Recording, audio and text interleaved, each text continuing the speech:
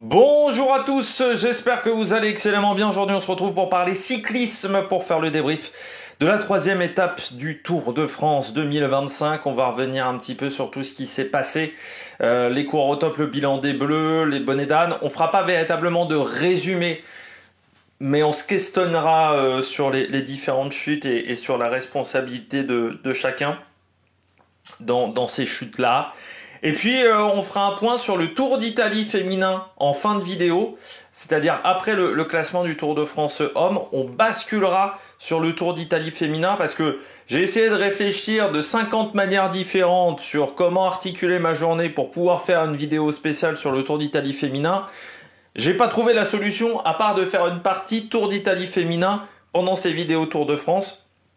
Donc voilà, sur la dernière partie de vidéo, vous aurez un débrief de ce qui s'est passé sur les 2 premiers jours de ce Tour d'Italie féminin avec des Françaises qui sont un petit peu mi-figue, mi-raisin. Il y a du bon et puis il y a du moins bon du côté des Françaises, on y reviendra. N'hésitez pas à vous abonner à la chaîne, à réagir dans les commentaires, à mettre un pouce bleu, à partager la vidéo sur les réseaux sociaux, notamment auprès de vos proches, si vous pensez que ça peut les intéresser. Dans les commentaires, n'hésitez pas à me dire qui vous a plu, qui vous a déçu, ce que vous avez pensé de cette journée. Si vous avez les moyens et que vous voulez soutenir mon travail, vous pouvez faire un super thanks, ça se passe dans les commentaires. Vous pouvez également ajouter la petite cloche, comme ça vous êtes au courant des dernières vidéos qui viennent de sortir alors que je suis attaqué par une fourmi. On commence tout de suite par la vidéo du jour. Oui, je ne vais pas faire de résumé parce que dans la réalité, pendant 150 km, il ne s'est pas passé grand-chose. Je dirais que même pendant 90% de l'étape, il ne s'est pas passé grand-chose. Les éléments marquants de la journée, ce sont les chutes. C'est ça l'élément marquant de la journée. Ce sont ces 3 chutes. La première avec Philipsen, la deuxième avec Jordi Meeus, la troisième avec Penwet, avec Dely. C'est ça les 3 chutes. Et Alexis Renard, parce que j'ai dit Cocard dans le débrief à chaud, c'était Renard. J'ai vu un Cofidis, j'ai pas déterminé, j'ai pensé que c'était Cocard parce que j'avais pas vu Renard jusqu'à ce moment-là. Les chutes marquantes de la journée. Alors c'est vrai que j'en ai pas trop parlé ce matin de l'impact du vent de face sur un sprint. J'en ai un peu parlé quand j'ai parlé de Merlier, mais j'en ai pas beaucoup parlé. En réalité sur le risque que ça peut engendrer. Forcément, vent de face, le risque est présent parce que c'est dur de réussir à créer un train qui arrive à faire la différence. Encore plus depuis 2-3 ans où on s'aperçoit que même vent de dos, les trains sont extrêmement proches des uns des autres en termes de niveau et c'est plus comme à l'époque de la Saïko ou de la Team High Road avec Mark Cavendish, avec 1 ou 2 trains ou 3 trains grand maximum qui faisaient la différence. Je m'en souviens, l'Argo Shimano par exemple, où le train arrivait à faire la différence et en fait les autres coureurs se mettaient dans le sillage du train qui prenait l'avantage sur les autres. Ce qui fait que tu avais 2 trains, 3 trains. Je me souviens à l'époque de Cavendish, tu avais la High Road d'un côté et tu avais Garmin avec Tyler Farrar. En gros, tu avais 2-3 équipes. Il y a eu la période où c'était la Quick Step qui emmenait les sprints avec Crédit Agricole, en gros. Mais tu avais 2-3 équipes. Là, aujourd'hui, tu as 10 équipes qui sont sur le même front parce qu'elles sont très proches en termes de niveau. Vous renforcez cet aspect-là avec le vent, vous savez déjà qu'il va y avoir du danger. Vous rajoutez à ça un parcours mal branlé, parce que là je vais dire à un moment les termes aujourd'hui, oui, on va à la catastrophe. On va à la catastrophe parce que la réalité c'est que aujourd'hui le vent de face ça n'aide pas, c'est un facteur aggravant.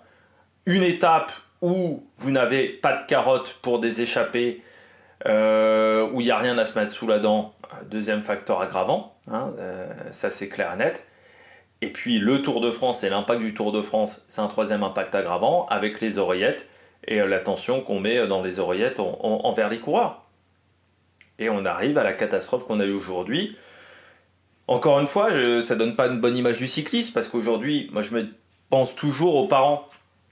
On est en vacances scolaires en France. Je me dis à chaque fois, les parents, quand ils voient ça aujourd'hui, ils se disent est-ce que je vais emmener mon môme faire ça ou de la boxe? oh ben en finale, je vais peut-être lui faire de la boxe parce que c'est aussi risqué, ou je vais peut-être lui faire du rugby parce qu'au final, c'est aussi risqué que le cyclisme. Ça donne une mauvaise image. Il y a des parents qui, à cause de ce genre d'étape, ne mettent pas leurs enfants en cyclisme. La réalité, elle est là. Et ça veut dire potentiellement des générations qui vont pas se renouveler, ou qui vont pas aussi bien se renouveler, parce que les parents ils vont voir cette journée-là et puis ils vont se dire bah non, bah j'ai pas envie que mon gamin il se fasse fracasser la gueule et qu'il se fasse 4 clavicules, qu'il ait une épaule comme ça, qu'il soit bancal, on va dire, hein, dans 10 ou 15 ans. Bah j'ai pas envie. J'ai pas envie d'envoyer mon môme au casse-pipe. Voilà. Alors les raisons, comment on peut changer ça? Bon, bah déjà, les oreillettes. Les oreillettes, parce que je suis partisan que beaucoup de coureurs n'auraient pas ce comportement-là si on leur mettait pas autant la pression. Parce qu'ils se font engueuler en direct, les mecs. S'ils sont à l'arrière, ils se font engueuler. T'as pas envie de te faire engueuler pendant toute la journée. Donc, on te met la pression. Tu résistes peut-être 5 minutes, puis au bout d'un moment tu te dis bon bah non je vais y aller parce que ça peut me coûter mon job cette affaire-là. C'est comme s'il y avait pendant toute la journée, vous êtes au travail, pendant toute la journée, il y a un mec qui vous met la pression comme ça. Tout le temps, tout le temps, tout le temps. Bah, au bout d'un moment vous craquez. Voilà. Ou soit vous vous barrez, vous changez de métier, soit vous craquez. Voilà, et vous faites la tâche qu'on va vous mettre là, et on vous met la pression pour faire cette tâche-là. Là ce qui arrive du côté des cyclistes. Si on enlève l'oreillette, il va y avoir moins de coureurs qui vont prendre de risques parce que, en gros, les coureurs, ils seront engueulés le soir, mais ils ne seront pas engueulés pendant l'étape. Donc il y aura beaucoup moins de pression de ce côté-là. Donc ça, c'est déjà un premier fait. Pour moi, les oreillettes, moi, je serais partisan qu'il n'y ait qu'un mec de l'équipe qui ait l'oreillette. Et qu'il soit, on va dire, qu'il ait un brassard jaune et qu'il soit capitaine d'équipe, qu'il soit capitaine de route, qu'il y ait un capitaine de route par équipe qui ait l'oreillette avec le directeur sportif dans l'oreille. Sinon, que ça soit radio tour, ça c'est l'autre solution, que ça soit radio tour dans les oreilles. Mais je pense qu'il faut régler le problème des oreillettes. Deuxièmement, forcément le comportement des coureurs. Parce que certes, il y a les oreillettes, mais il y a aussi le comportement des coureurs. Vous avez des coureurs kamikazes aujourd'hui dans le peloton. Voilà. Qui prennent énormément de risques. Juste avant la chute de Philipsen, il y a un coureur d'Intermarché qui a 2 doigts de faire valdaguer un autre coureur. Sur un sprint intermédiaire. On parle d'un sprint intermédiaire. On ne parle pas d'une étape du Tour de France. On parle d'un sprint intermédiaire et il est 6 ou 7. Voilà. Déjà hier sur le sprint intermédiaire, on a plusieurs coups de coude qui traînent à droite à gauche. Il va falloir se calmer les mecs. Et des mecs qui s'engueulent après les sprints, ça aussi, faut arrêter. Hein. Moi je serais partisan, même dans ce genre de cas, qu'il y ait des amendes du CI. Hein. Quand les mecs ils s'énervent comme ça à droite à gauche sur d'autres coureurs, le cyclisme est un sport de gentleman, normalement de base. On n'est pas un sport où les mecs s'engueulent dans tous les sens. Je vais mettre un peu de lumière parce que je trouve qu'il commence à faire sombre dehors. Donc ça c'est pas normal. Ce genre de situation, et les coureurs, t'as l'impression qu'ils jouent leur vie, quoi, ils vont mourir s'ils font pas ça. Oh, les mecs, détendez-vous. Je sais bien que c'est du sport professionnel, mais on voit pas ça dans tous les sports professionnels. Dans le foot, les mecs, ils se mettent pas des tacles dans tous les sens, parce que s'ils font pas le tacle, ils vont être virés. Donc il y a un moment, faut se calmer, faut redescendre un petit peu. Ça serait bien aussi, peut-être que du côté des directeurs de course ou du côté du président des commissaires, on parle à tous les coureurs, on leur dise de se calmer. Parce que là, ça fait quand même 2 jours sur les sprints intermédiaires et c'est du grand n'importe quoi. Et les coureurs aussi doivent se calmer entre eux. Il y a un moment où on doit se prendre en main aussi. On n'est pas sur... il y a certes des jeunes coureurs sur le Tour de France, mais la plupart ont quand même plus de 25 ans. Je pense qu'à plus de 25 ans, tu as quand même une capacité de réflexion qui est normalement présente. Et normalement, tu dois savoir qu'il y a des trucs qui sont stupides ou qui sont pas stupides. Et puis ensuite, ASO. Pour moi, dans les chutes aujourd'hui, ASO a une part de responsabilité en ne changeant pas sa manière de faire sur les étapes de plat. Aujourd'hui, ASO ne propose pas d'éléments sur cette étape pour permettre d'avoir de la course. La réalité, elle est là. Et on sait très bien que quand il n'y a pas de course sur une étape comme celle-là, c'est la catastrophe. On va avoir des chutes dans tous les sens. On le sait. Il faut proposer des éléments sur le parcours pour créer de l'intérêt, pour créer de la spectacle, artificiellement, créer peut-être un sprint avec des points UCI, arrêter avec ce système de sprint intermédiaire unique. Moi, je vais vous dire, aujourd'hui, le sprint intermédiaire, c'est 20 points. Voilà. Moi, je suis partisan qu'on fasse 3 sprints de 8 points. Ça ferait 24 points en tout. Je serais même partisan pour qu'on aille jusqu'à 3 sprints de 10 points. On fait 3 sprints de 10 points. Vous allez voir qu'il va y avoir beaucoup plus de monde dans les échappées. Comme il y aura plus de monde qui partiront dans les échappées, imaginons que ce sont que les 6 ou 7 premiers, par exemple, qui marquent des points. Si vous avez 5 mecs qui sont dans l'échappée, la bagarre pour le sprint intermédiaire dans le peloton, ça ne sera pas le même niveau d'intensité, parce que si c'est pour 2 points, les mecs ils vont pas se foutre des coups dans tous les sens pour 2 points. Par contre, ils peuvent s'en foutre pour 20 points. Vous voyez la nuance? Et il y aura plus de mecs qui partiront dans les échappées. Moi, je suis partisan également pour qu'on ait 3-2-1 au niveau des quatrièmes catégories. Quitte à ce qu'on mette plus de points pour les premières catégories. Et les hors catégories, qu'on augmente le total de points pour les premières catégories et les hors catégories. Mais moi, je suis partisan pour qu'on mette 3 points, 3-2-1 pour les quatrièmes catégories. Ça permettra au moins à 3 coureurs de partir en échappée. Parce que la différence avec aujourd'hui, il y a 15 ou 20 ans, on avait moins de chutes dans le final des étapes. Et on avait moins ce scénario-là de course, où il n'y a pas de spectacle aussi, il faut le dire. Hein. Aujourd'hui, si vous avez jamais regardé de cyclisme et vous tombez sur cette étape-là, vous regardez plus jamais du cyclisme. C'est à vous dégoûter du cyclisme, le manque de spectacle qu'il y a eu aujourd'hui. Il y a 15 ou 20 ans, vous aviez 3 sprints intermédiaires qui donnaient des bonifications. Ah, c'était pas mal ça aussi, hein. Les sprints intermédiaires qui donnent des bonifications. Et les classements de la montagne, c'était 3, 2, 1, les quatrièmes catégories. C'est bizarre, il y avait des mecs dans les échappées. Et pourtant, il y a 10 ou 15 ans, il y avait déjà les oreillettes. Voilà, c'était déjà dur de faire gagner une échappée sur le plat. La réalité, elle est là aujourd'hui. Et comme ASO ne donne pas les éléments pour qu'il y ait de la course, on se retrouve avec des chutes massives. Parce que là, aujourd'hui, il n'y avait pas d'échappée à les rattraper. Donc, on n'a pas fait d'effort. On roule à 40 de moyenne. La réalité, elle est là. Donc, c'est à la fois, pour moi, la responsabilité d'ASO. Parce qu'il y a un moment, il va falloir comprendre également que le fait de ne pas mettre d'intérêt sur ces étapes-là de plat, ça va aller à la catastrophe. Et là, j'ai envie de dire, la catastrophe, elle a eu lieu un lundi. Vous avez des gens qui travaillent encore. Ce week-end, je rappelle que lundi 14 juillet, donc week-end, personne ne va bosser ce week-end en France. Hein. 2 étapes de plat. Hein. Laval, c'est samedi. Châteauroux, c'est dimanche. L'étape de Châteauroux, le sprint intermédiaire, il est au bout de 20 km de course, 20 ou 25 km de course. Il n'y a pas de classement de la montagne sur la journée. Laval, je crois qu'il y a un classement de la montagne sur la journée et le sprint intermédiaire, il est plus tard dans l'étape. Dimanche, il n'y a personne qui prend l'échappée. Hein. Parce que 20 ou 25 km de course, les équipes de sprinteurs elles vont contrôler. Donc on n'aura personne en échappée. S'il n'y a pas de vent de côté ou de coup de bordure, il ne va rien se passer. On aura la même situation dimanche. Avec les mêmes chances de risque. ASO ne veut pas comprendre. Moi je veux bien qu'ils me disent Christian Prudhomme, je casse les codes. Moi je préférais, au lieu qu'ils disent qu'ils cassent les codes, je comprends les erreurs que j'ai faites par le passé et j'essaye de ne pas les reproduire. Et j'essaye de m'adapter au cyclisme moderne. Là, je vois pas un mec qui essaye de s'adapter au cyclisme moderne. C'est pas en supprimant les étapes de plat qu'on va régler le problème du côté du cyclisme et du côté de ces étapes-là. Parce qu'on aura toujours des étapes de plat.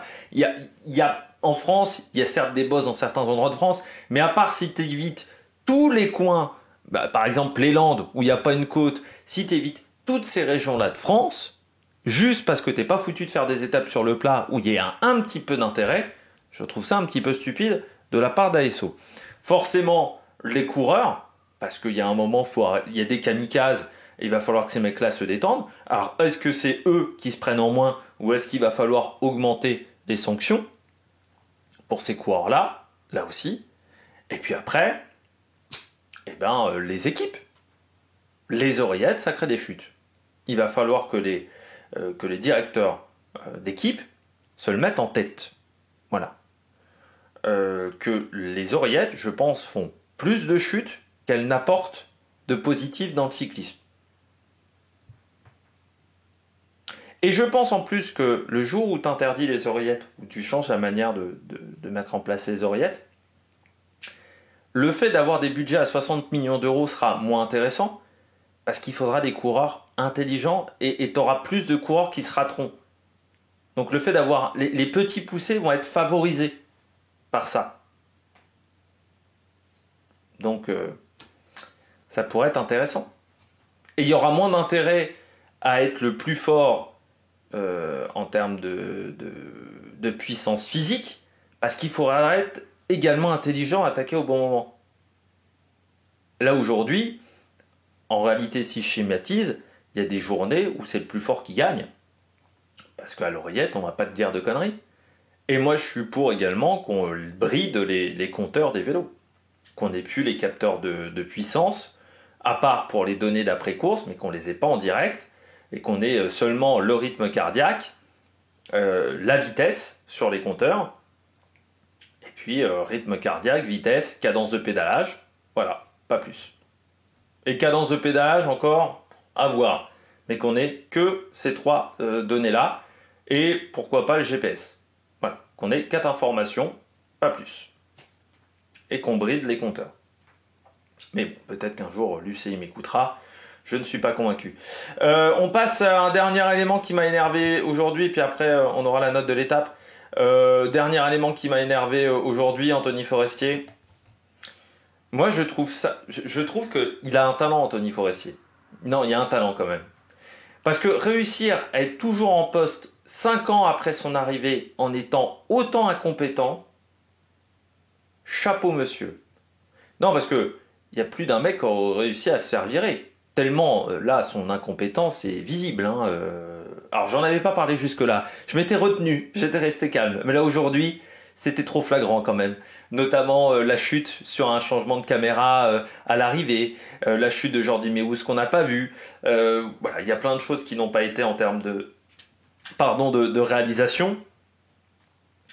Mais moi, je trouve qu'il y a quand même un talent chez ce mec-là, c'est de réussir. Ça fait 5 ans, hein, c'est 2020 où il est arrivé. Ça fait 5 ans, il n'a pas progressé en 5 ans. C'est toujours une catastrophe en 5 ans. Parce que là, aujourd'hui, on a retrouvé, on va dire, l'essentiel des erreurs d'Anthony Forestier. Un manque d'attention et un manque de réactivité sur la chute de Meeus. 1. Les changements de caméra multiples sur les sprints en 2. Ce qui fait qu'on reste... Parce qu'en fait, quand vous changez de plan de caméra, vous perdez... Il y a une transition qui doit durer 5-6 dixièmes. Mais 5-6 dixièmes, ça veut dire que vous perdez une quinzaine d'images. On va dire ça comme ça. En gros, 15 images avec un peloton qui avance à 70 km/h. Bah, vous ratez beaucoup d'informations, potentiellement. La chute, elle arrive sur une transition de caméra, la chute de Paul Penwet. Hein. Donc on la comprend pas totalement cette chute. On voit la fin, mais on voit pas le début de la chute. Et puis la caméra qui n'est pas dans l'axe, qui est sur le côté, ce qui fait que on ne sait pas qui a gagné entre Milan et qu'on a un plan de caméra un peu foireux qui je trouve est moche ce plan de caméra là. Alors oui, sur une caméra de face, on n'aurait pas compris beaucoup mieux là parce qu'entre Milan et Merlier c'était très proche. Mais je trouve que cette caméra de côté, on a l'impression que Merlier gagne avec un demi-vélo d'avance, alors que l'écart avec Milan est beaucoup plus serré, parce que y a une sorte de parallaxe qui se crée, ça change la perception des informations. Et ça, c'est un truc qu'on a déjà eu avec Anthony Forestier. Donc aujourd'hui, moi, ce qui me sidère sur l'étape du jour avec Anthony Forestier, c'est comment un mec aussi incompétent qui réalise quand même la plus grosse course du monde. Il fait la réalisation quand même pour France Télé, mais également, je crois, la réalisation internationale. Donc un mec qui réalise potentiellement pour, on va dire 150 pays à peu près aujourd'hui le Tour de France. Comment un mec aussi incompétent, avec autant de responsabilités, peut être toujours en place 5 ans après? Voilà. Alors, est-ce qu'il a des dossiers sur Christian Prudhomme? Est-ce qu'il a des dossiers sur la patronne de France Télévisions? ou sur les patrons de je sais pas qui. Parce que pour être encore en place aujourd'hui, alors que tout le monde se plaint, parce que si j'étais encore le seul qui me plaignait, Cyril Guimard s'en était plaint, je me souviens une fois du côté des RMC, mais tout le monde se plaint de la réalisation d'Anthony Forestier. En gros, globalement, le fait qu'il soit toujours en place aujourd'hui, moi je trouve ça chapeau monsieur. Je vous dis chapeau l'artiste, j'ai envie de dire. Note de l'étape, 6 sur 20. J'ai hésité avec le 8 sur 20. Au départ, j'étais parti avec 8 sur 20 et puis les chutes dans le final m'ont fait baisser la note. Parce qu'on ne peut pas se réjouir d'avoir autant de chutes qui vont avoir des conséquences demain. Parce que Jordi Meehours, il ne repartira pas. Donc ça veut dire qu'on a perdu à la fois Meehours, Philipson.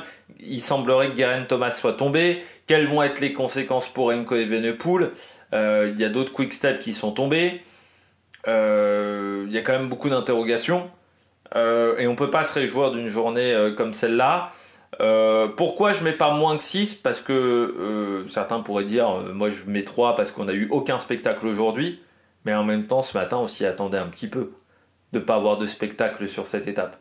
Donc on ne peut pas attendre des miracles des coureurs s'il n'y a pas le parcours qui convient et s'il n'y a pas la carotte au bout. Comme je dis assez souvent, il y a un moment, si tu veux que les coureurs...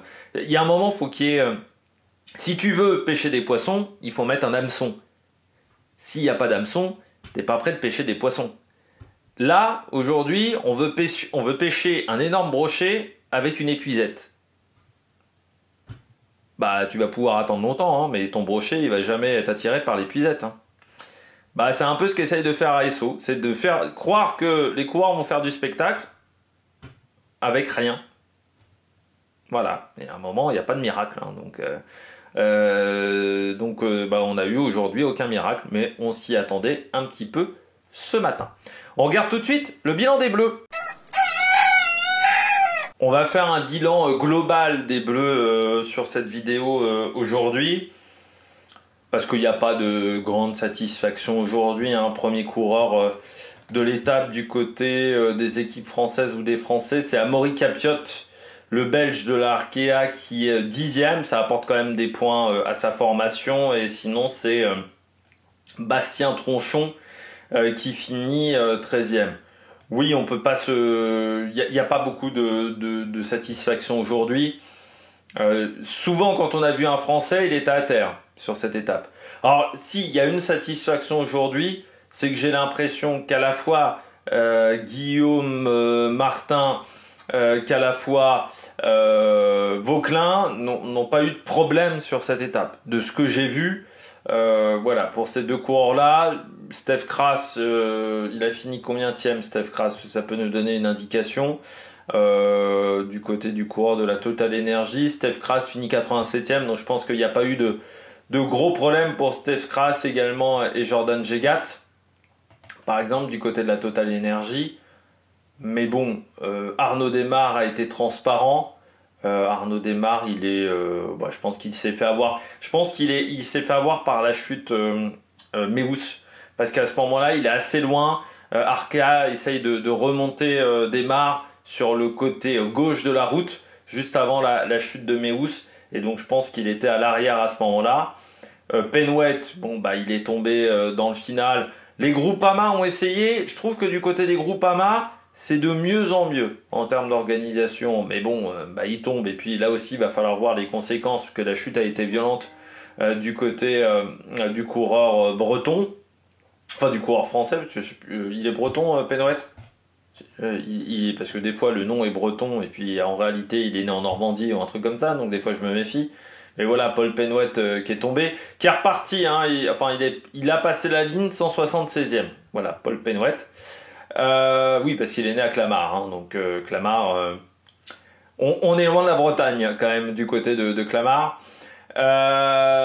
Mais oui, c'est une journée qui a été compliquée. Bien entendu, Brian Cocard, il est peiné à l'arrivée parce que il sait qu'il y a une petite erreur de sa part, hein, quand même. Il dévie de sa trajectoire. Alors après, si Milan fait la même chose, pas de problème, parce que Milan il sera pas déstabilisé par Lawrence Rex. Milan, il fait 1m94. Pareil pour Wareskjold. Même un Caden Groves, parce que Caden Groves, certes, il fait qu'1m76, mais il fait 76 kg, je le dis toujours. Par contre, Brian Coquard, c'est une petite brindille. Donc forcément, il a fait boule de flipper. Il tape sur Lawrence Rex. Il est déstabilisé. Pas de chance pour lui, il y a Philipson qui est à côté. Dommage. Voilà, j'ai envie de dire, mais on peut pas dire autre chose du côté de Brian Coquard. Mais forcément, les conséquences pour lui physiquement quand même, parce qu'il est bien brûlé et forcément, ça a été une mauvaise journée. Et puis mentalement, parce que là, il a la tête au fond du seau, comme dirait Vincent Moscato, du côté de Brian Coquard. Et puis Alexis Renard également est tombé, donc c'est vrai que du côté des Français, cette chute a quand même ces multiples chutes ont quand même des conséquences, même si au final, par rapport aux Belges, j'ai envie de dire, on s'en sort bien quand même aujourd'hui, mais ça reste une étape moyenne. Et donc j'ai pas grand chose d'autre à dire sur le bilan des Bleus, et j'ai pas un coureur à mettre en avant. Certes, on a eu Armirail qui a tenté un petit bout d'échappée, mais bon, ça m'a pas marqué. En passant aujourd'hui, il n'y a pas eu de prix de la combativité. On ne l'a pas donné à Tim Willems. On a considéré qu'il n'y avait pas de combatif aujourd'hui. Voilà, sur cette étape. On aurait pu le donner à Philipson. Ou on aurait pu le donner à un mec qui finissait l'étape. Le problème de donner le prix de la combativité avant l'arrivée de l'étape, c'est quand il se passe des chutes dans le final. Pour moi, un Jordi Meeus aujourd'hui qui passe la ligne d'arrivée, parce que techniquement il a passé la ligne d'arrivée, ou un Janière qui a passé la ligne d'arrivée, pour moi, je les aurais mis combatifs. Voilà. Les aurais mis combatifs, parce que passer la ligne d'arrivée aujourd'hui, après avoir subi une chute pareille, c'est quand même pas anodin, pour ces deux coureurs-là. On a Danny Van Poppel. Tiens, c'est depuis longtemps qu'il n'avait pas été déclassé, Van Poppel. Il a été déclassé, alors je n'ai pas vu ce qu'il a fait, Van Poppel, mais il a été déclassé pour sprint irrégulier. Donc il a été déclassé loin même. 36e normalement il a été déclassé. Voilà, donc voilà, Danny Van Poppel, qui n'a pas pris de carton jaune par contre pour le moment, mais on verra ce soir. Parce que c'est le soir normalement que les commissaires donnent ce genre d'informations. Ça nous avait manqué, un Red Bull Bora sprinter qui se prend un carton jaune. C'est le cas depuis le début de la saison. Il les collectionne quand même dans cette formation, les sprinters de cette équipe. Allez, on regarde tout de suite les coureurs au top. Attaque de Marlou. Du côté des coureurs au top, Tim Merlier. Qui dit sprint vent de phase dit Tim Merlier. Mais là, pour moi, aujourd'hui, c'est une masterclass. C'est un terme que j'aime pas employer, mais c'est un truc à montrer dans les écoles de vélo. Je l'ai vraiment vachement observé à partir du moment de la chute de Jordi Meeus. Parce que j'ai vu tous les quick steps disparaître à ce moment-là, et je me suis dit, comment il va se démerder ? Comment il va se débrouiller ? Vraiment. Je me suis dit, allez. Donc au départ, déjà, j'essaye de le trouver dans le peloton, pour voir s'il est encore devant et s'il n'est pas tombé. Parce qu'au départ, quand je vois Meeus, je me dis, Meeus, il est tombé dans les 20-30 premiers. Je me dis, peut-être que Merlier a suivi aussi à ce moment-là et est tombé dans la chute. Surtout que je vois Evenepoel, je vois beaucoup de quick-step. Il évite la chute. Alors déjà, il faudra voir comment il évite la chute, Merlier.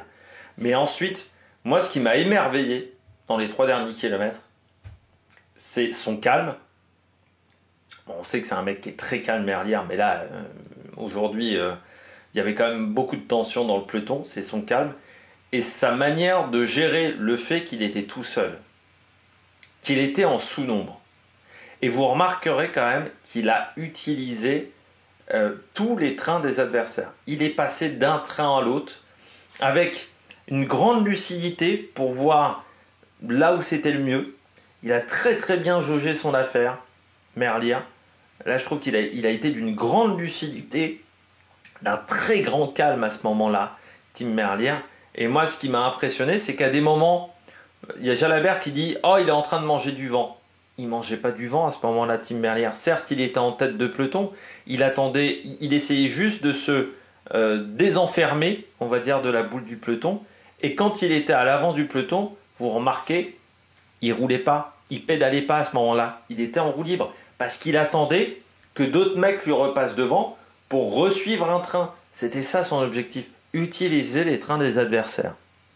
La manière dont il l'a fait aujourd'hui, alors c'est dommage qu'on n'ait pas une caméra d'hélicoptère, qu'on n'ait pas une vidéo de la caméra d'hélicoptère sur les 3 derniers kilomètres, mais alors sur les 3 derniers kilomètres, des souvenirs que j'ai du jour, il a été excellent dans cette manière de faire, de passer d'un train à l'autre, de la lucidité, l'anticipation, l'intelligence d'éviter de se retrouver en plein vent et de ne pas faire des efforts en plein vent.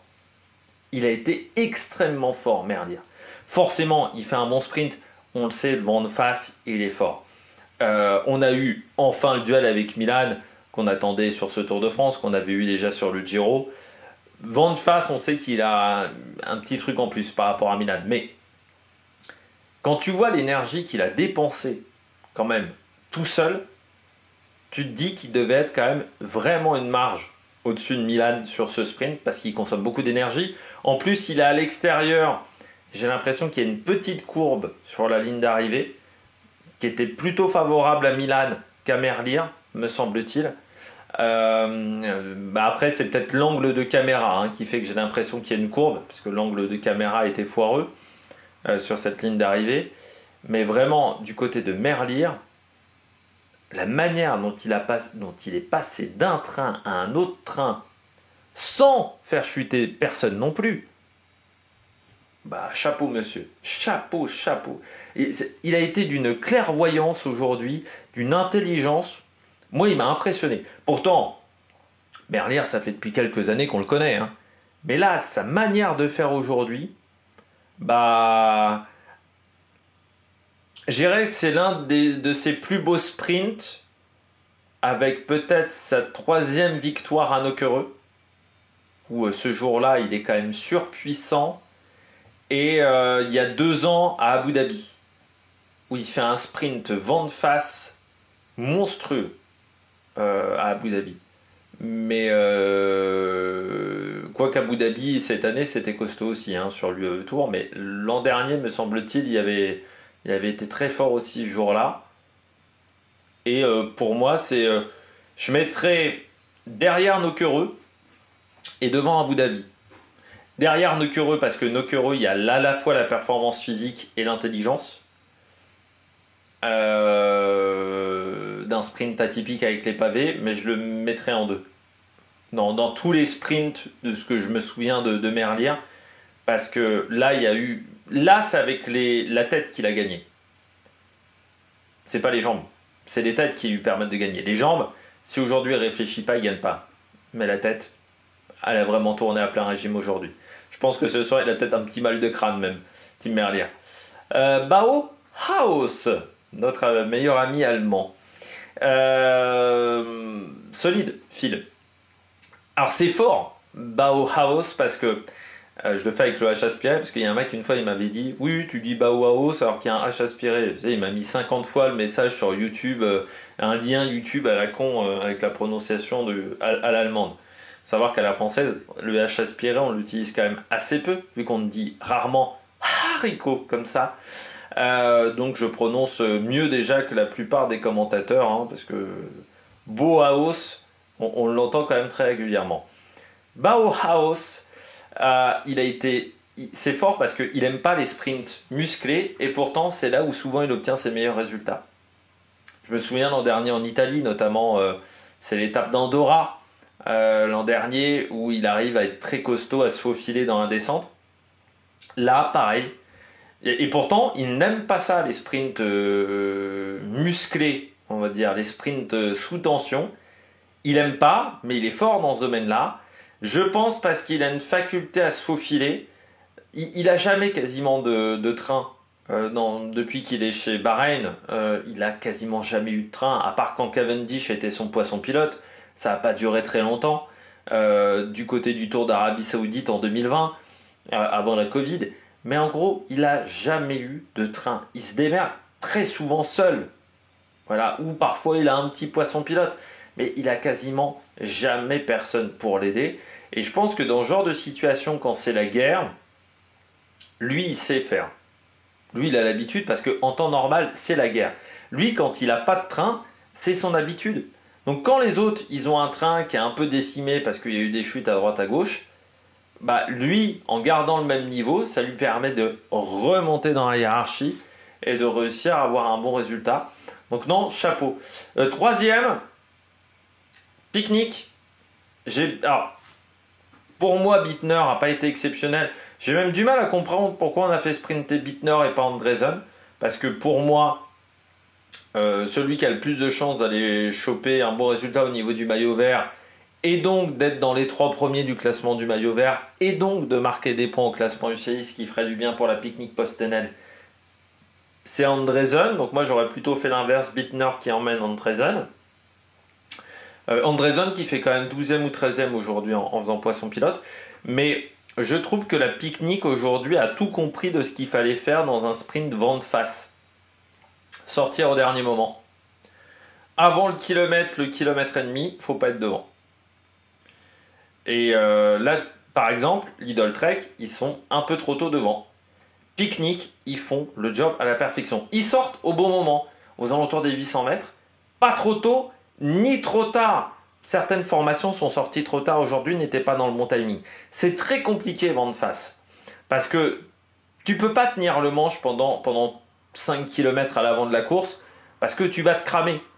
Et qu'il n'y aura plus suffisamment de monde devant toi. Mais il ne faut pas non plus attendre la dernière minute. Parce que si tu gardes 2 mecs au frais à 500 mètres de l'arrivée, il y en a un qui ne te servira à rien. Et puis tu vas être enfermé. Tu ne trouveras pas l'ouverture parce qu'on est vent de face. Donc la boule est plus imposante quand il y a du vent de face. Donc il y a moins d'espace entre les coureurs. Donc tu t'en sortiras pas. Il faut vraiment réussir à avoir le bon timing et à ne pas se faire enfermer. Je trouve qu'aujourd'hui, la Picknick Post-Tenel a réussi ça à la perfection. Certes, à la fin, le résultat avec Bittner est un petit peu décevant. Il prend une 5e place. Alors, c'est pas catastrophique non plus, mais vu le travail qui a été réalisé en amont, on peut être déçu de sa 5e place. Si il s'était retrouvé seul, 5e Bittner, on aurait dit bravo, c'est parfait, voilà, c'est du job intéressant. Mais là, je trouve que le travail qu'a fait la Picknick a été très intéressant. Je rappelle que la base de la Picknick, c'était l'Argo Shimano, c'était la Skid. À l'époque, c'est la même équipe. C'est une équipe qui a plus de 20 ans, qui date de 2005, parce qu'à l'époque, c'était Shimano tout court. C'était même pas Skid Shimano. C'est une équipe qui a plus de 20 ans. Et je trouve qu'aujourd'hui, le travail qu'a fait la Picknick Post-Tenel dans sa manière de se positionner, dans tout le travail qu'elle a fait dans les 2 derniers kilomètres, c'était très bien, dans le sens du timing. Maintenant, il faudra le sprinter qui fasse ce sprint au maximum. Ça arrivera peut-être à Laval, ça arrivera peut-être à Châteauroux, mais au moins le train est en place. Maintenant, il faudra reproduire ce qu'on a fait aujourd'hui du côté de la Picknick Post-Tenel, mais j'ai vraiment bien aimé le travail aujourd'hui de cette formation. Je mets quand même Milan, c'est une belle 2e place. Au niveau du maillot vert, c'est une belle opération parce qu'il remporte le sprint intermédiaire, donc a été chahuté. Et puis il finit 2e à l'arrivée, donc c'est vrai que derrière un Merlier qui ne joue pas le maillot vert, donc pour le maillot vert, c'est plutôt la bonne opération du jour du côté de Jonathan Milan. Du côté de la Lidl Trek, on est trop tôt devant. Alors est-ce qu'on a perdu des coureurs dans les chutes ? Peut-être, du côté de cette Lidl Trek, ce qui fait qu'il a manqué un petit peu de main d'œuvre. Est-ce qu'on n'a pas mis un peu trop d'énergie dans ce sprint intermédiaire à 50 bornes de l'arrivée, c'est-à-dire à peu près 1h10 de l'arrivée, est-ce qui fait qu'on n'a pas réussi à complètement récupérer à ce moment-là parce qu'on a fait un train assez impressionnant au niveau du sprint intermédiaire et qu'on a peut-être grillé des cartouches du côté de certains équipiers. Mais il s'avère qu'à 1 km 2, il a que 2 mecs devant lui. Et comme le disait Jalabert, vent de face, 2 mecs devant toi à 1 km 2 de l'arrivée, c'est pas assez. Il aurait fallu être 3 costauds ou 4. 3 costauds parce qu'il aurait fallu qu'il y ait un mec qui fasse de 1 km 2 à 700 mètres. Donc costaud. Voilà, parce qu'il aurait fallu faire 500 mètres vent de face, réussir à résister à ne pas se faire enfermer. Soit, ou un mec qui fasse 100 mètres de plus que d'habitude, encore une fois, où il fallait être 4. Ils sont que 2 à ce moment-là, il en manque un. Donc, forcément, ça a joué sur son sprint. Il tombe aussi face à Merlier, qui encore une fois, sur ce registre-là, vent de face, très difficilement battable. Hein. C'est un peu comme Van Der Poel sur les arrivées en faux plat montant de 3 à 7%, on va dire. Très dur à battre aussi. Du côté de Van Der Poel, là c'est pareil du côté de Milan. Dans ce registre, enfin c'est pareil du côté de Merlier. Dans ce registre-là, le Belge est quasiment imbattable. Milan fait tout bien sur la fin de son sprint. Je pense qu'il est vraiment en grande forme au niveau de son sprint parce que l'écart est assez réduit, alors que pourtant Merlier ne fait pas le sprint d'intermédiaire aussi. Milan, je pense que c'est ce qui lui a coûté, c'est le sprint intermédiaire. C'est où ils mettent beaucoup d'énergie à ce moment-là et où on est déjà vent de face au moment du sprint d'intermédiaire. Ce qui lui coûte peut-être les quelques millimètres par rapport à Merlier. Malgré tout, il peut être très satisfait de cette journée avec cette deuxième place, avec beaucoup de points marqués au niveau du maillot vert. C'est plutôt une belle satisfaction. Certes, il n'y a toujours pas de victoire d'étape sur le Tour de France. Mais bon, je serais surpris que, à part s'il tombe, hein, mais Laval-Châteauroux, ça va convenir à ses qualités. Mais voilà, je pense que pour le moment, c'est une étape qui le remet dans le bain et puis avec pas mal de confiance. Demain, ça devrait être trop dur pour lui. Donc on attendra encore une fois samedi parce que il faut se rappeler également que mercredi c'est chrono, jeudi c'est une étape qui est difficile à Vire, Mur de Bretagne vendredi. Donc voilà, il n'y aura plus beaucoup d'opportunités désormais pour les sprinters. Il faudra attendre le week-end. Allez, on regarde tout de suite les bonnets d'âne. Les bonnets d'âne du jour. Je commence avec Guilhermet. C'est pas le meilleur dans les sprints massifs, Guilhermet. Intermarché fait un bon boulot, même si je trouve ce qui est récurrent avec Intermarché dans les 5 derniers kilomètres, ça manque de main d'œuvre. Mais il en a encore un petit peu de monde autour de lui, sauf qu'il perd les roues. Regardez le nombre de fois dans les 15 derniers kilomètres où son équipe est obligée de l'attendre pour le remonter, où il perd les roues alors que son équipe avait plutôt tout bien fait parce qu'ils se mettent côté droit de la route. Donc quand tu es sur un bord de la route comme ça, t'as qu'un côté à surveiller. Tu peux pas te faire remonter dans l'herbe. Personne va aller dans le fossé pour essayer de te dépasser. Donc t'as qu'un côté à contrôler et à surveiller pour savoir si tu te fais enfermer ou pas enfermer. Le seul risque, c'est que tu es sur un bord de route, donc tu as un plus grand risque de crevaison. Mais c'est plutôt une place idéale. Ineos, enfin Sky à la grande époque, prenait toujours un bord de route. Ils avaient leur bord de route qui était presque attitré pendant tout le Tour de France. Et là, Guilhermet, il se fait un peu balader. Sur le sprint d'intermédiaire, il se fait balader aussi à droite à gauche, alors que pourtant, Lorenz Rex fait un bon boulot. Ça a été compliqué. Voilà, je trouve que la journée de Guilhermet aujourd'hui, Guilhermet, s'il n'est pas à un super niveau qui lui permet en gros d'avoir une petite marge de sécurité sur ses adversaires, c'est quand même compliqué sur les sprints massifs. L'an dernier, il l'avait. Oui, mais l'an dernier, il n'y avait ni Merlier, ni Milan. Pedersen était tombé très vite. T'avais Philipsen, mais Philipsen n'était pas dans son assiette en début de course. Et tu t'aperçois que sur la deuxième partie de Tour de France, il a un peu plus de mal par rapport à ces mecs-là. Tu t'aperçois que Guilhermet, s'il n'a pas une petite marge de sécurité sur ses adversaires, c'est compliqué. Bah oui, mais des fois, sur le sprint, la marge de sécurité, tu peux pas l'avoir. Parce que tu tombes sur des coureurs qui sont très forts ou au même niveau que toi. Ou à un niveau seulement infime derrière toi. Et là, Guilhermet, il n'arrive pas à s'en sortir dans ce genre de situation. Aujourd'hui, il prend il finit 7 ou 8, 6e, pardon. C'est vrai que il y a eu enfin, c'est derrière que ça s'est... que Van Poppel a perdu une position. Mais du côté de Guilhermet, bon, c'est un peu un résultat mi-figue, mi-raisin, on va dire, du côté de l'Érythréen.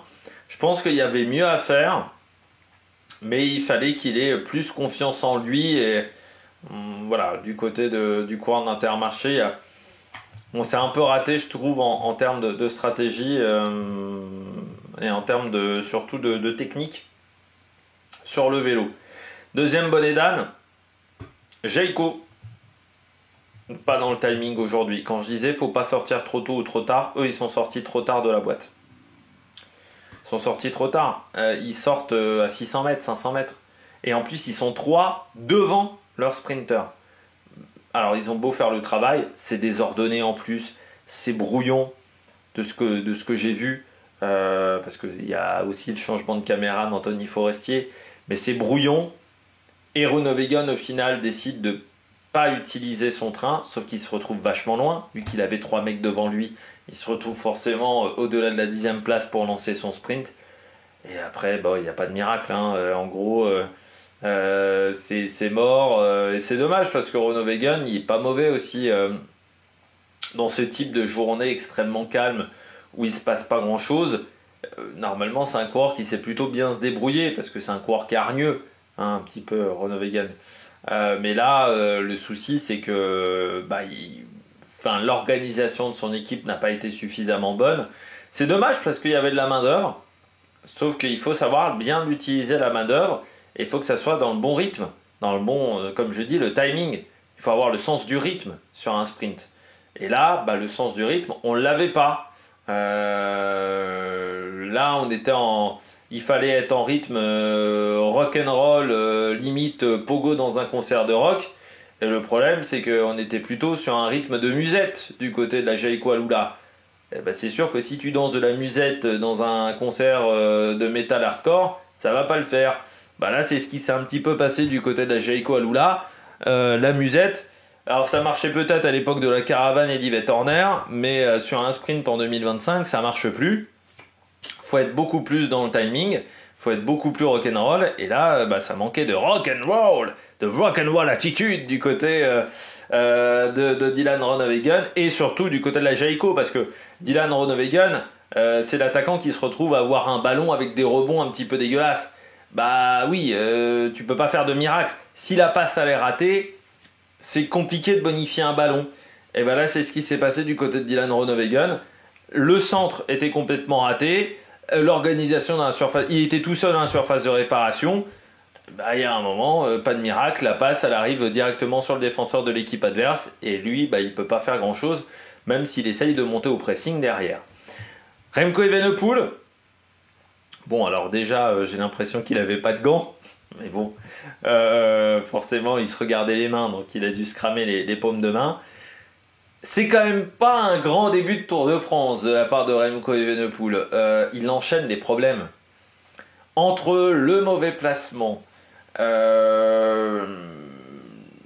une étape hier où il est plutôt bien emmené, notamment par Tim Merlier, mais les jambes n'étaient peut-être pas forcément fantastiques. Et aujourd'hui où il tombe dans une chute assez violente avec Jordi Meeus et où il fait partie de la chute, parce que je pense que c'est l'un des premiers à tomber avec Jordi Meeus. Donc forcément, quand tu fais partie des premiers à tomber à 70 km/h, ça risque d'avoir des conséquences sur Remco Evenepoel. C'est quand même pas l'idéal, quoi.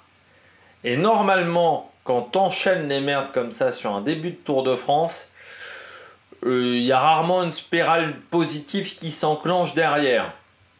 On a rarement vu un mec démarrer aussi mal un Tour de France réussir à gagner le Tour de France. Et à un moment,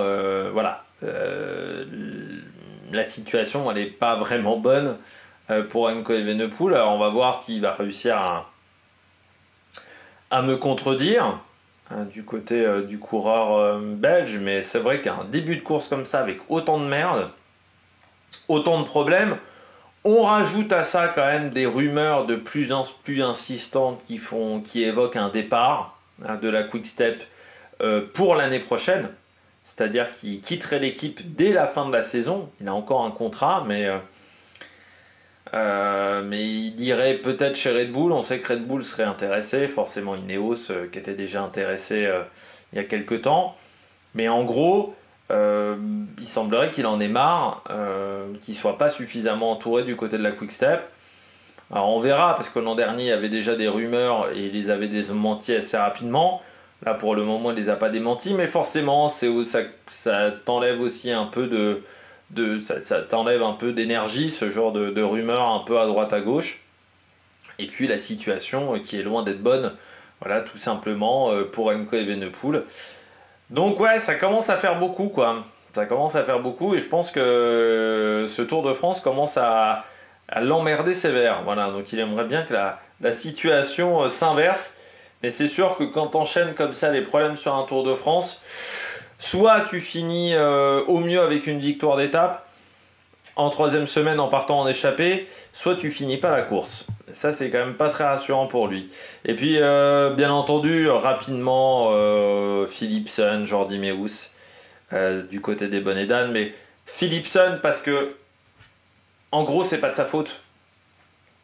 En gros, il peut pas éviter la chute aujourd'hui. Et puis, elle est terrible, la chute. La vitesse, tu sens tout de suite qu'il va pas repartir. Donc quand tu sens aussi vite qu'un mec va pas repartir, tu sais que c'est quand même assez grave. Et je pense que ça sera pas qu'une fracture de la clavicule au niveau du bilan médical. Et puis mentalement aussi, il faut réussir à se remobiliser parce que forcément c'est une chute à haute vitesse. C'est pas anodin au niveau mental. Et puis pour ton équipe c'est dommage parce que ça faisait 2 jours, 2 victoires et c'était presque un début de course idyllique. Et là, c'est sûr que la situation s'est inversée de manière extrêmement brutale du côté de la formation belge. Et puis, forcément, je pense qu'il y a beaucoup de tristesse ce soir dans l'équipe. Alors, on a rectifié le tir aujourd'hui en faisant le sprint pour Caden Groves. Moi, j'aurais peut-être tenté quand même Mathieu Van Der Poel pour le maillot vert. Mais bon, c'est Caden Groves. Surtout vu le sprint qu'il avait fait au sa main, Mathieu Van Der Poel. On a tenté Caden Groves, qui n'a pas été très impressionnant depuis le début de saison. Caden Groves, il fait 7ème. Bon, il faudra voir ensuite comment on s'organise du côté d'Alpecin de Koninck. Et puis Jordi Meeus aussi, parce que il avait des bonnes jambes cette année, il est plutôt bien. Jordi Meeus. Bora lui fait confiance alors que normalement Bora prend plutôt des équipes 100% grimpeurs, on lui met pas mal d'équipiers autour de lui, tu tombes à haute vitesse, faudra voir s'il repart demain, mais moi j'ai quand même des gros doutes du côté de Jordi Meeus. Je me dis que c'est un petit peu dommageable pour le Belge parce que c'est peut-être une occasion qui se représentera peut-être plus jamais ou au moins pas dans un futur proche du côté du coureur belge, donc c'est toujours un petit peu triste. On regarde tout de suite le classement de l'étape sur ce Tour de France. Tim Merlier, donc vainqueur devant Milan, Bauhaus, Barenschkel, Bittner. Des classements donc de Danny Van Poppel, ce qui permet à Pascal Ackermann de passer 8ème. Donc Capiot, premier coureur bleu, donc soit français dans une... soit un coureur français, soit un étranger dans une équipe française, 9ème, et puis Lainez 10ème, premier français, Tronchon 12ème, devant Touzé 15ème, qui rapporte quand même 5 petits points à Cofidis, mais je ne sais pas s'il était parmi les 20 meilleurs coureurs de la formation française, parce que je rappelle que seulement les 20 meilleurs coureurs, enfin les 20 coureurs qui ont marqué le plus de points sur les 3 ans, sont éligibles pour le classement des points UCI. Donc si vous êtes 25e et que vous marquez 5 points et ça vous met 23e, en gros, ces points ne comptent pas. Ça fait comme si c'était un 0. Du côté du classement général, alors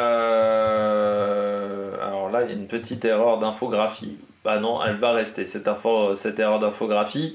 Donc Van Der Poel, le maillot jaune devant Pogacar, Vingegaard, ça n'a pas changé. Blackmore et Johannesson gagnent une position parce que Philipsen disparaît du classement. Donc c'est ce qui fait ce changement de position au niveau du classement général. Sinon, comme la chute s'est déroulée dans les 5 derniers kilomètres, eh bien, il n'y a pas de changement. Voilà, du côté du classement. Maillot vert, Milan passe en tête. 4 points d'avance sur Guermeil. Merlier est pas très loin avec Van Der Poel. C'est pour ça que j'aurais plutôt fait sprinter Van Der Poel, parce qu'aujourd'hui, s'il prend 10 ou 15 points, hop là, il se retrouve au niveau de la 3ème place. Turgis 5ème. Et ensuite, Barenschkel. Turgis qui n'a pas fait le sprint, je crois, à l'arrivée. Ou qui a fini assez loin.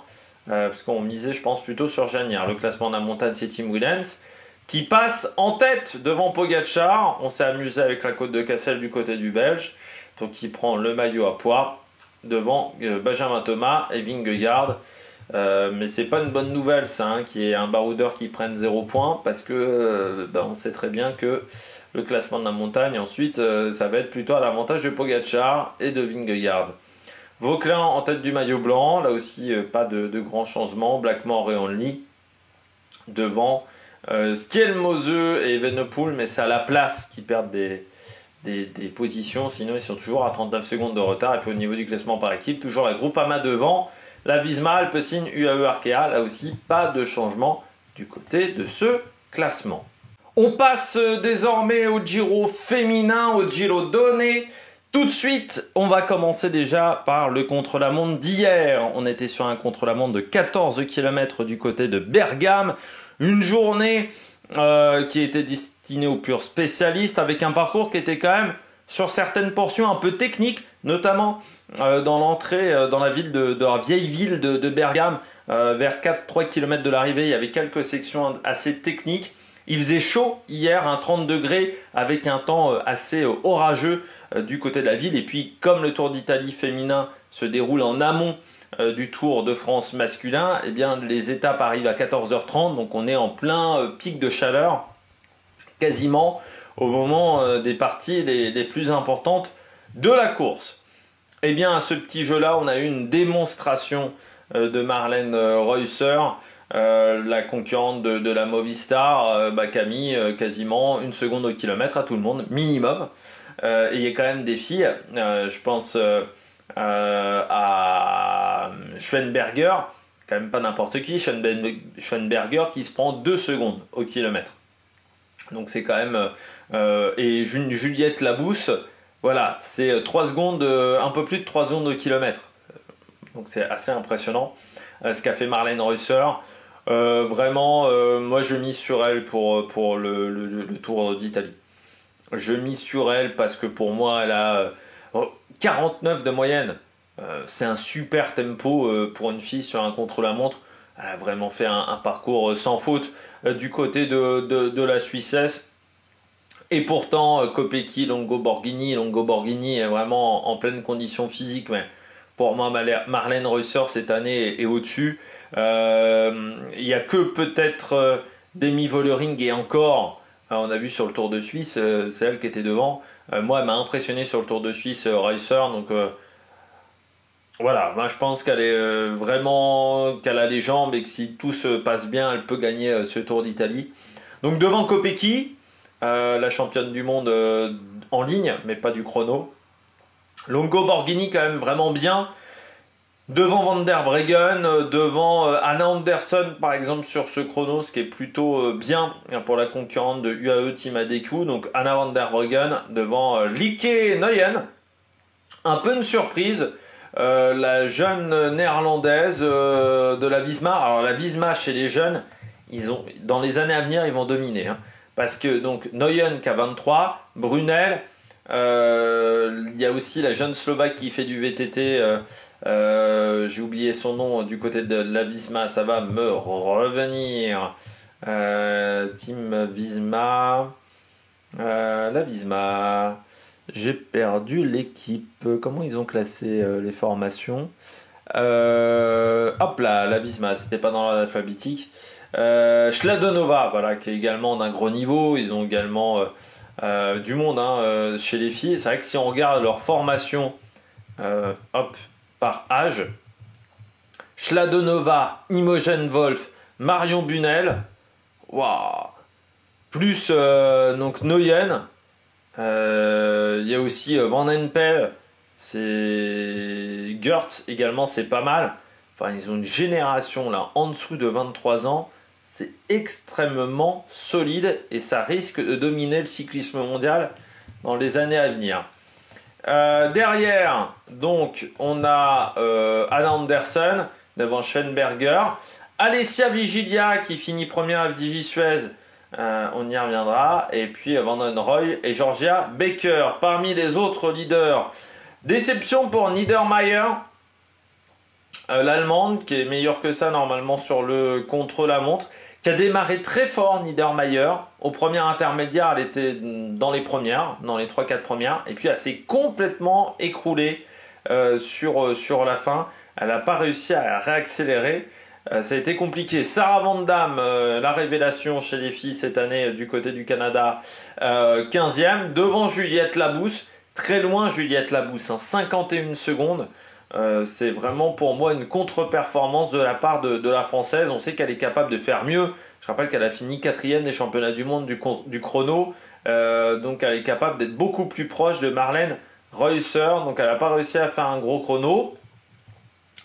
Et puis si on descend, Persico, équipière qui prend une 0,2 avec Gigante juste derrière.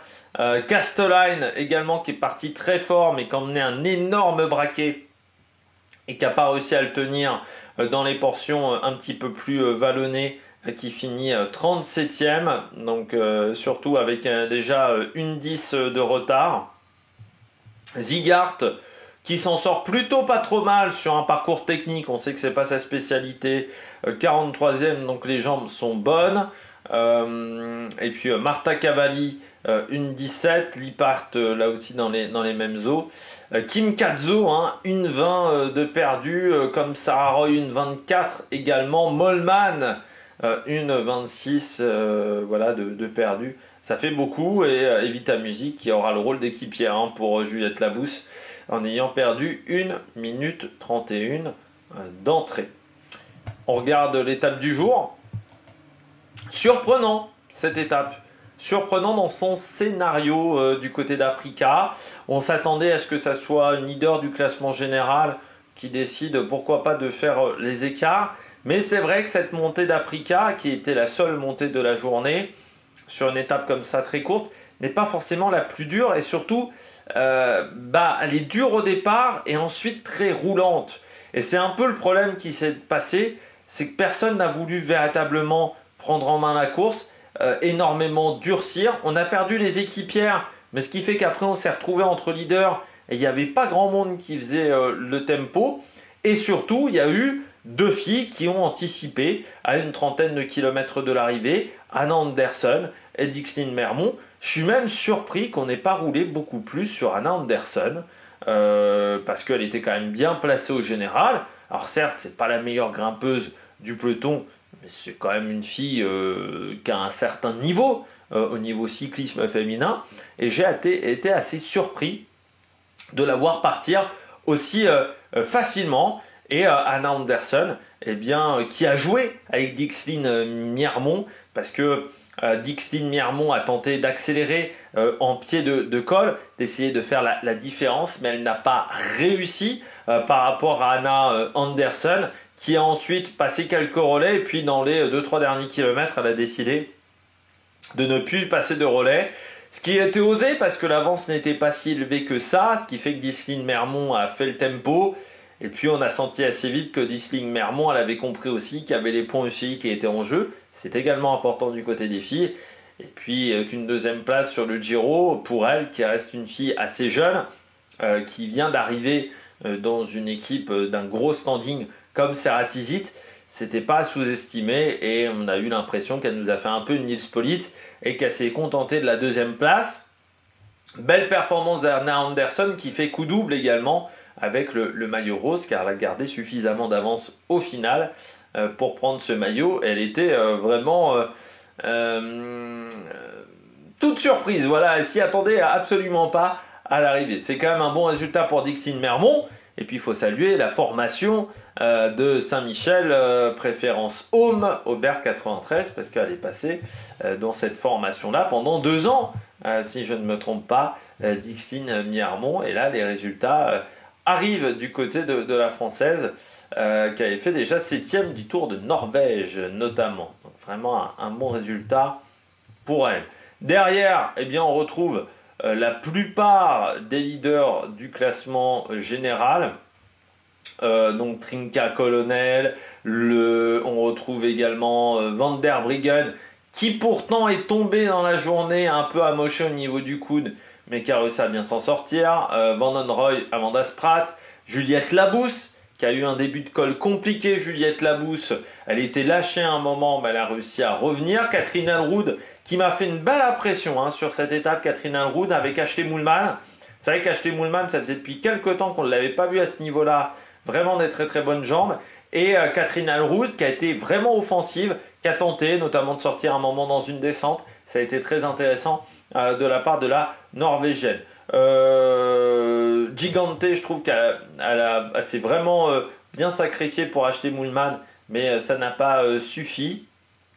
Et puis Oskazigart avec Schladonova qui finissent également dans ce premier peloton. Ça, c'est une bonne nouvelle avec Persico également, la lieutenant de Lisa Longo-Borghini. Après, on a vu quelques accélérations de Marlène Reusser, mais sinon pour le reste du côté des leaders, on s'est un petit peu regardé, je dirais, en chien de faïence. Déception du côté des Vita Music, mais moi je pense qu'elle n'est pas au top de sa forme et qu'elle sera forte sur le Tour de France. Kopecky également, qui est plutôt quand même sur une préparation Tour de France, mais qui a lâché très vite.